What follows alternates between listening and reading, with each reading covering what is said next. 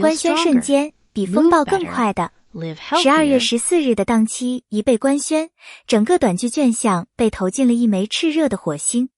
不是因为剧本多么突破，也不是因为制作方说了什么惊天动地的豪言壮语，而是因为那两个名字再次并列出现，鱼龙乘羊咩咩。这两个名字放在一起，就像两股暗潮彼此撞击，让人本能意识到一件大事正在逼近。消息发布后的短短6分钟，相关讨论量突破1000万。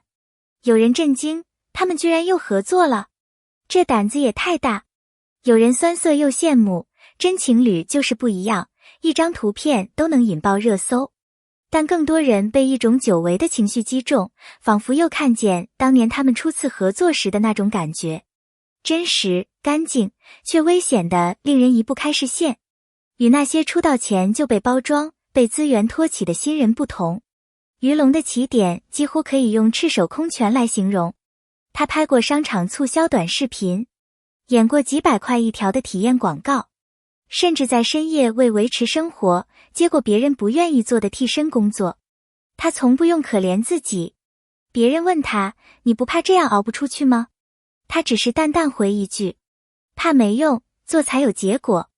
他就是这样，把角色磨进骨子里，把倔强烧进眼睛里。观众第一次记住他，就是因为那眼神，不是愤怒，而是不愿向命运低头的火。也就是那束火，第一次让杨咩咩注意到他。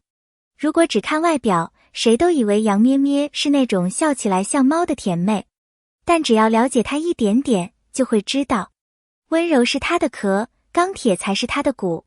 她拒绝过几十个千篇一律的女主邀请，坚持不用替身拍动作戏，甚至在某一次拍摄中摔伤了手腕，也坚持完成最后3条。她说过一句被粉丝奉为金句的话，我不怕摔，我怕自己不真实。她本可以选择轻松、好走、稳妥的路，但她偏偏走最硬最难的那条。她不是要证明给别人看，她是在证明给自己。她值得更好的角色，也值得更好的舞台。也正因为这种性格，她与鱼龙第一次相遇，就像两个同类彼此识破。第一次合作时，有工作人员笑着形容，他们对视3秒，好像把彼此的底都看穿了。那不是暧昧，也不是甜蜜，而是一种危险、直接、锋利的默契。有人说，他们像是经历过同一种生活的摧残。有人说，他们的眼神像久战的战士，看到另一个同类。他们都懂得苦，也懂得扛。他们知道什么叫靠自己，什么叫撑住。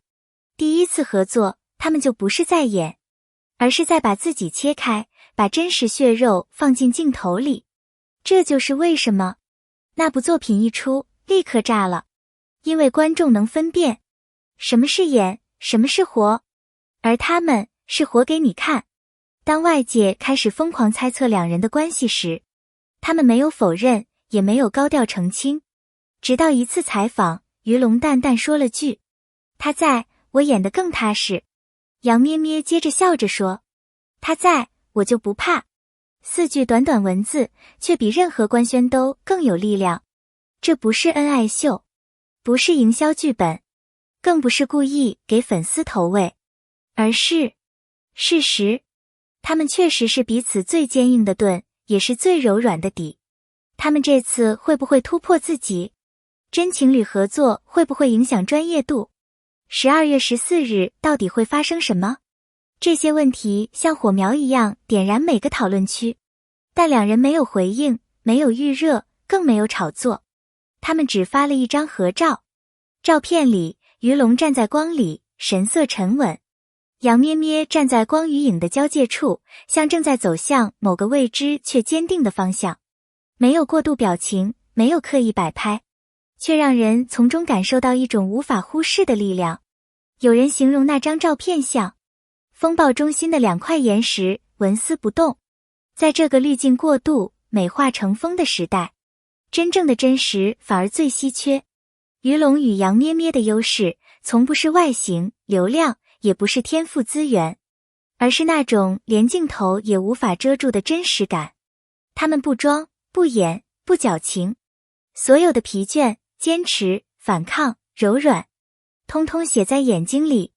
观众为什么喜欢他们？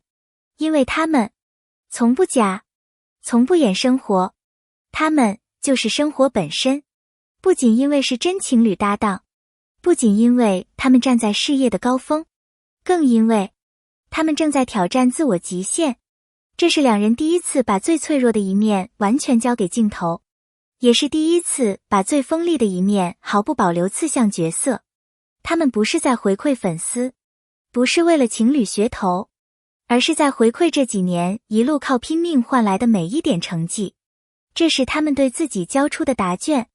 为了这次合作，于龙几乎把训练室当成了2个家，动作、呼吸、节奏、爆发力，每一项都要求极致。有人形容他像在和自己较劲，而杨咩咩这边则是另一种狠。他会反复琢磨人物情绪，写心理稿写到天亮。一场情绪崩溃戏，他为了找到那种瞬间的真实感，连续3天几乎没睡过整觉。有人问，你们是把命放进去吗？他们笑着说，也许吧。有人以为真情侣合作会更轻松，但事实恰恰相反，因为他们太了解彼此，更知道对方能达到什么高度，所以要求也更严格。片场常听到他们互相刺痛的话，你刚刚那个情绪太表面了，你的眼神不够狠，再来，你放开，我在，你也一样。这些对话听起来像吵架，实际上是2个极度清醒、极度要强的人，在互相推着对方往更高的地方走。他们不是情侣在合作，他们是2个野心巨大的灵魂在较劲。他们是靠实力、靠坚持、靠狠劲站出来的演员。而这一次，他们要把风暴变成更大的风口，不是被推上去，而是自己往上撞。这是属于他们的节点，也是属于观众的一场期待爆发。所有人都知道，只要看到于龙城杨咩咩这组合，就意味着一件事。那么，请记住于龙和杨咩咩说过的一句话：我们不是幸运，是我们不放弃。他们不是天选之人，他们只是比昨天更咬牙，比别人更倔强。12月14日，他们会把这份不放弃传递给所有人。愿每一个看到这里的人也能明白，真正的风暴不是外界制造的，而是你心里那股不肯倒下的力量。